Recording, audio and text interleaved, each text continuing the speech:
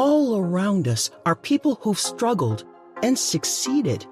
Now they're changing their lives and the world around them in their own unique ways. Fox Coaching and First Story Strategies bring you these stories and more from the people who make things happen. This is Success Insight. Welcome to Success Insight. I am Randy Ford. Our guest today is John Bentley from Power to Transform Consulting Group. And John, you are a leadership coach, a teacher, trainer, Air Force veteran. You have done a little bit of everything. Talk to us first of all about what is Power to Transform. Yes, sir, Randy. Thanks so much for hosting today. And I primarily work with healthcare leaders. And what I've discovered is just like any other industry, they get promoted for being technical experts. But you also have physicians who've had years and years of school, but never get leadership training. And they're expected to take a leadership role today operationally in a lot of their healthcare institutions. So what I help them do is learn how to develop behaviors that build trust, that maximize their influence so they can achieve better results faster through and with others. And here's why that's important. Today in the healthcare industry, there's tense financial pressures just to keep the doors open. Also, there's constant change. It's never ending with the rules and regulations changing. There's also a shortage of qualified staff. And then finally, their clinical outcomes are scrutinized. So the ability for them to be able to lead themselves and influence others to effectively manage those pressures is so critical. And that's what I focus on, is helping them lead themselves. Give us an example. Yeah, if you don't mind, I'll tell a story about me. Please. And it has to do with my 10th year in the Air Force, April 9th, 1992. I'd signed paperwork to leave the Air Force because we were reducing the size of the force after Desert Storm. And get this now, they were going to pay me $25,000. And, it solved this 31-year-old, all his problems. Every one of his problems would be solved. What I'm not telling you is the reason I was leaving is they weren't promoting me fast enough. So I signed the paperwork and I walked out of our commander's office, which to our listening audience, that would be the HR office. And the most respected individual, 1,200 person organization, pulled me aside and said, "Hey, John, I need to share a life lesson with you, because you're leaving the Air Force in December, never to return again." And he shook a Coke can very, very hard and handed it to me and said, "Open it." But you can imagine I said, "Nope, ain't opening that, sir. Ain't opening that." He said, "Why not?" "Well, it's on you and me, and it's going to be sticky and nasty." And he took that Coke can and he set it down. And he got truthful and kind. And I really want people to listen to this piece. It wasn't truthful or kind. It was truthful and kind. See, if you're just truthful with people, you tell them whatever you want to think and you don't care how they feel. It's about you being right, you winning. Or if you're just kind, you tend to skirt the issue because you don't want to hurt someone else's feelings, or you don't want your feelings to be hurt. But he did it in a truthful, kind way. And he said, "John, that's what you do. You're like a Coke can when things don't go your right, that someone shakes up, they pop the top, and you spew all over them. John, you have all the talent in the world, but here's what I'm going to tell you. Talent will get you nowhere until you learn to lead yourself. And if you don't learn to lead yourself, you never earn the right to lead others. And here's what happens, John. You're going to struggle." I was struggling. You're going to be frustrated. Oh, was I frustrated. And finally, you're going to limit your opportunities for success. So that day, I made a decision to determine why I behaved the way I did. Now, let the story continue just a little bit. 30 days later, guess whose name showed up on the promotion list? My name. Well, I had Plum disease, as Zig Ziglar would tell us. Poor little old me. Sure, you're going to promote me now. Well, I was fortunate. About 30 days later, they sent out a document that basically said if your name was on the promotion list, you could withdraw the paperwork and stay in the Air Force. So I didn't stay in because of the promotion. I did it because someone saw in me things I could do better and cared about me enough to tell me that. So what I've discovered is that through that time frame, what happened was in pressure situations, I'd either become a controlling parent and try to force my way on others, force them to do my way, or I would become a defensive child and pout, hoping people would let me have my way. So see, in both those cases, I felt threatened, but I didn't know how to behave. And during that time frame, as I was starting to think about why I behaved that way and staying in the Air Force, and Chief Master Sergeant White working with me, what I discovered is I grew up thinking I had to do everything myself. It had to be perfect, and don't trust anyone else. Now you can imagine if that's the mindset I had, how I interacted and related with others. wasn't pretty at all. I wonder what your life trajectory would have been if he had not taken that minute to do that illustration and share that with you. Here's what I believe would have happened. I was a hard worker. I grew up knowing how to work. Since 6 years old, we had a 5-acre garden. My dad was a truck driver. He's gone 5 days a week. So my brother and I had to maintain that garden in that yard. And this was in Georgia? In Georgia, absolutely, back home. And what would have happened, I would have ended up working probably in what we call the trailer or mobile home factory. So I'd have been, that 8 to 5, 9 to 5, or I would have probably learned to drive a truck because that's what my dad did. And all of those are good professions. However, what I believe would have happened, it'd be like me being in a jar. I would have been capped at a certain level. And I do not believe I would have been happy because my talents that he saw in me would have been squashed. And I think that's the important thing with people, is helping them take their potential, transform it into high performance that yields a desired payoff. And you see, payoff could be anything. You get to define what payoff is. And, for me today, now it's just helping people learn how to accept and love themselves so they can accept and love others. Because when I see value in you and I show you mutual respect, now we can sit down and have a discussion about mutual purpose. Where are we moving this organization to? And let's focus on then how to get there once we agree on where we're going. That way, people have the opportunity to fully invest their talents in helping move the organization forward. I bet another way things would have been different is you would not be as afraid of Coke cans as you might be now. You never know when it's going to explode. That is a great point. I want to get back to this idea of truthful and kind, the relationship between those two. Yeah. Because that sounds like something that you took away from that moment as well. Yeah, it's interesting that I'd never had that I could remember, and I'm sure because I respected the gentleman so much, that I could remember that someone said something to me that I could have taken as harsh, as derogatory, or I'm not good enough. Because I think that's another thing I grew up believing, even though my dad just wanted me to always do my best. As a young kid growing up, emotionally, we don't know how to process that because we're not emotionally mature. And so I took a lot of things as I'm not good enough no matter how hard I try. And I probably would have walked away from that if I didn't respect him as an individual.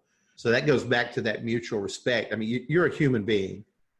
And if I can't see you as a human being, someone that has value, someone that brings talents and strengths to the table and draw those out of you, if I can't speak into your listing in a way that makes sense to you, then I'm not going to be, and I'm putting my hands together now, clasping like with you, versus now I'm bumping my fists together at you. And I see a lot of at going on in organizations today because people simply do not understand how to lead themselves. You started Power to Transform 2003 and have been working with healthcare in the healthcare industry throughout that time. What changes have you seen organizationally and at the individual level? Because it's not an easy industry to work in, especially these days. Yeah, a lot today. And I'll go back to Peter Drucker. I believe it was 1995. I'd have to look it up. He started talking about the knowledge worker age, where now as individuals, we're more responsible for managing ourselves because a lot of the work we accomplish is how we think about the work and how we interact and relate with people, especially, in the healthcare industry with patients and physicians and nurses, and also the support staff that help make a lot of things happen. And just being able to collaborate with others, to show respect, to work as a team is more critical than ever before. With the short staff, can you imagine having to see more patients? Can you imagine having timelines that seem to get shorter and shorter, and the pressures are on you, but you don't know how to deal or handle that, and the impact it can have on not only the patient experience, because their perceptions of how you're behaving and acting, but also the perceptions and the stress it causes amongst teammates, between leaders and employees. So as we continue to evolve and get faster and faster, but also we have those tighter constraints with money and less reimbursables. If I can't deal with that stress, I'm going to be less and less effective. So turnover goes up, sick days with people not coming into work increases, and it just has a snowball effect, almost like a downward spiral of like, I'm never, ever going to catch up. And that's what I see going on with people either going into what I call a parent ego state where I'm going to force people to do it, or I'm going to just do all the work myself because they're not listening, versus a defensive child because I'm not getting my way ego state, or a helpless child ego state. You see, those ego states are based on past experiences. As a child, I got my way through my emotions. How I felt is how I behaved. But that adult ego state is formed on how I view my parents and other authority figures treating me. They're the first leaders we see. But when I can start understanding my tendencies in those two extremes and then recognize what causes that, now I can do something about it. And that's what I learned to do. That's exactly what I learned to do. If you're working with an organization and you are in a room with some healthcare providers or the support staff or others you mentioned, and you see that they're facing these issues that you know are there, what is that moment that makes you think, oh, wow, this is now going to get better? Like they are figuring out a way to get past this, and I feel like we've done something here. Well, for me, it's validating who they are and listening to them. In the classroom, I'm really on with looking at nonverbal behaviors and paying attention to tone of voice. Because if I can see that, whether that change or there's a shift in their behavior, or I can see to where they're just frustrated. And a lot of times when there's activities going on in the classroom, group activities, I'll notice one or two people that I want to go over and have a little bit of an individual conversation with, just to let them know that I understand them and validate them as a person. See, when that happens, whether that's in the classroom or you're a leader, once somebody feels understood and valued, now you're with them and you've earned the right to speak into their listening because they know you get them whether you agree with them or not. Is that something that you find that you carry into your daily life as well? This kind of kindness toward other people that maybe isn't inherent in everyone? I think I'm wired that way. Part of it too was I had two people that I really focused on growing up. My dad was my hero, and then my grandmother. My grandmother loved everyone. I never ever heard her say anything bad about anyone, even though when I thought she had the right to do so, because I could find fault very easily for me to become critical when I get triggered. Not her though. Not her. She always found the best and value in everyone. And, this is a woman who had maybe a first or second grade education, if that, had 9 children, but she knew the value of treating each person in a way that they wanted to be treated. So, the golden rule is treat others the way you want to be treated. She had a rule of, how do you want to be treated? I'm going to love you that way. Wow, that's powerful. And your father? But I'll share a little bit about my father, because as I went forward, my dad and I had a great conversation. He's passed away now going on 8 years. But I discovered when he was 2.5 years of age, 1933, his mother died giving childbirth to the 7th child. Oh, wow. So now 6 months later, so he's about 3 now, his dad remarries. And his dad and his second wife have 6 or 7 daughters almost as fast as you can have them. So you imagine from 3 years age to that second mom taking care of those children. I don't believe my dad got the nurturing or the love or the care that he needed. Therefore, what he learned to do was work and survive and take care of himself. And all he wanted was for me to understand that it was about always do your best, take care of you. And I think that's what got passed down to me of do everything yourself, be perfect, don't trust others. And I think it's just a simple process of, it's not psychology, it's not therapy. Hey, why is it you get triggered when something happens? A great question. And my grandmother used to ask me this all the time. Where did you learn that behavior? So when I would act rude, I would act bad. Where did you learn that behavior? And it kind of stops you. And I'll use that sometimes in my coaching as well. Just ask someone in a truthful, kind way. Hey, here's what the feedback from the 360 says. I notice you're getting a little tense or maybe agitated. That's my assumption. You'll have to tell me if that's true. And if they agree with me, I'll just say, well, stop for a minute. Where did you learn that behavior?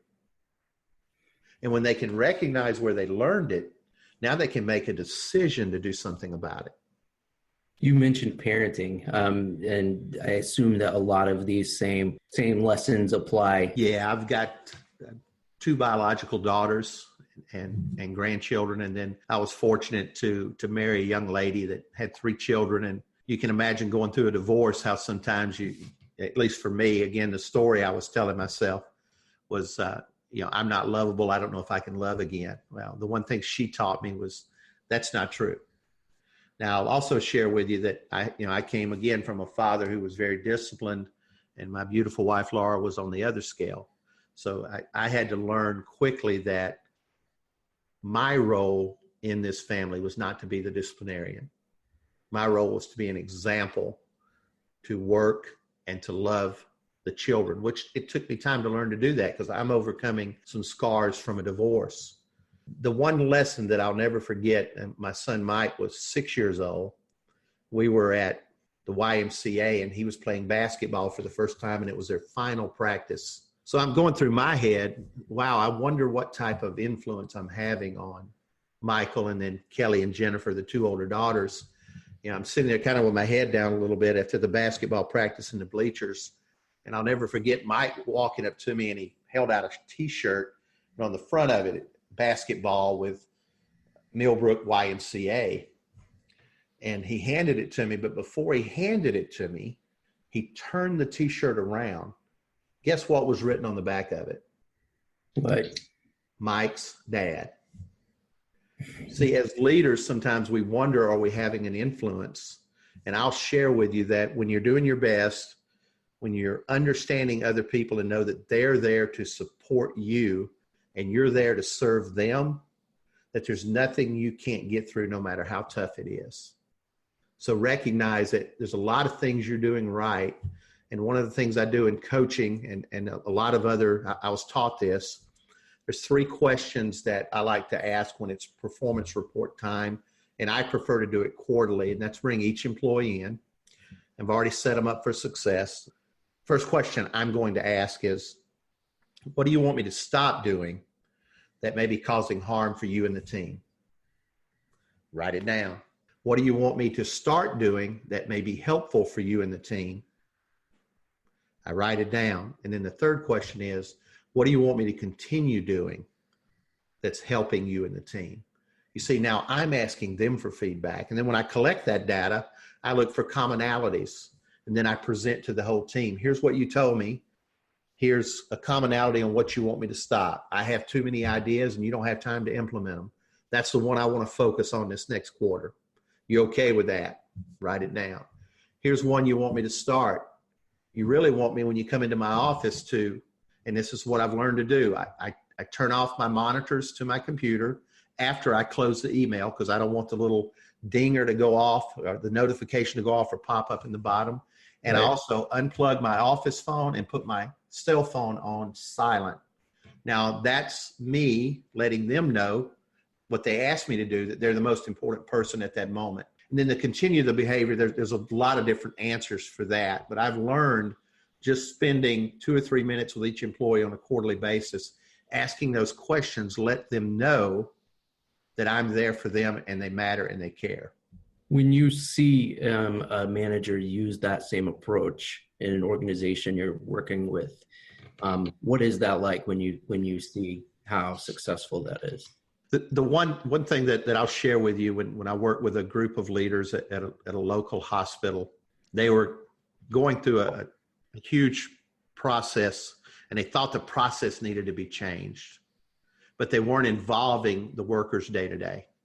So, and I'll say going in and listening in this case, is that what they discovered was the process was fine.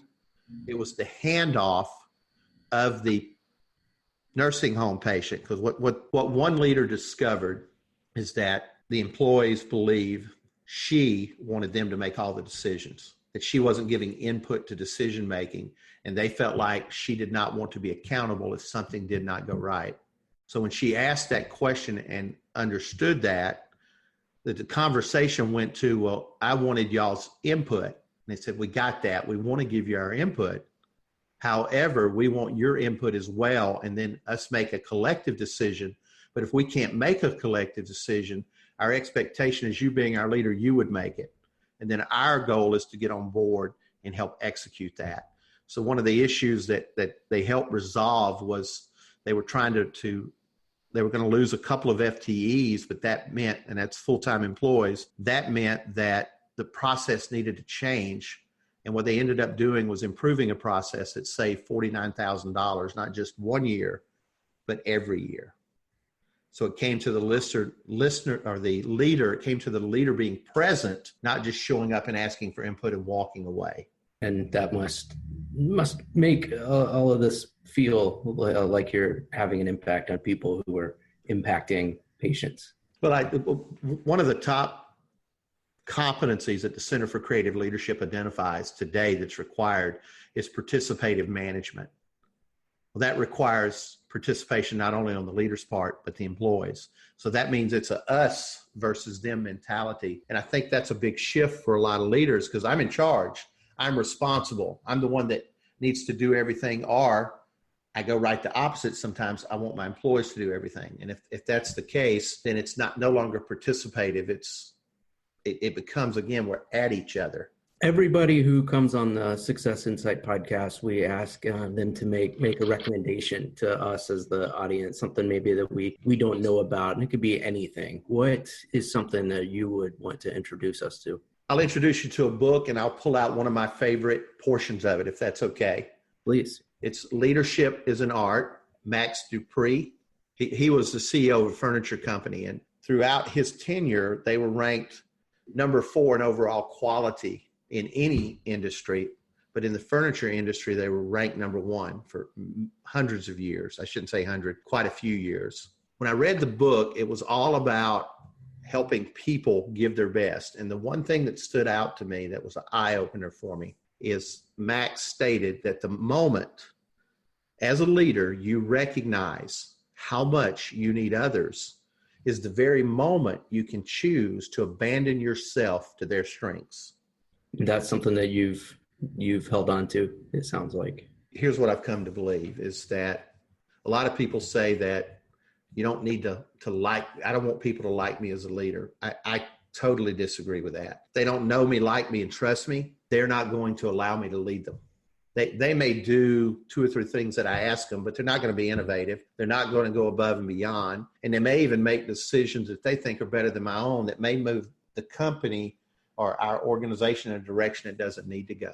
It's not that I'm doing things for people to get them to like me. I'm just understanding who they are, what makes them tick, what they care about, because here's what I know. Randy, if I learn one story about you, something that's very important to you, and we have discussions around that story that has nothing to do with work, that I'm starting to care about you as a person. I feel like there's so much that we can still talk about. So I hope you'll come back on the podcast sometime and we can talk more. For now, how can people find you? Yeah, the easiest way is, of course, through the web, www.power, that's P as in Paul, OWER, the number 2, transform.com. Thank you so much, John Bentley in Hartselle, Alabama, the leadership coach, teacher, trainer, Air Force veteran, Power to Transform Consulting Group. Thanks again for being here, and I look forward to talking to you again soon. Hey, thanks, Randy. Appreciate a great interview. Success Insight is a production of Fox Coaching and First Story Strategies.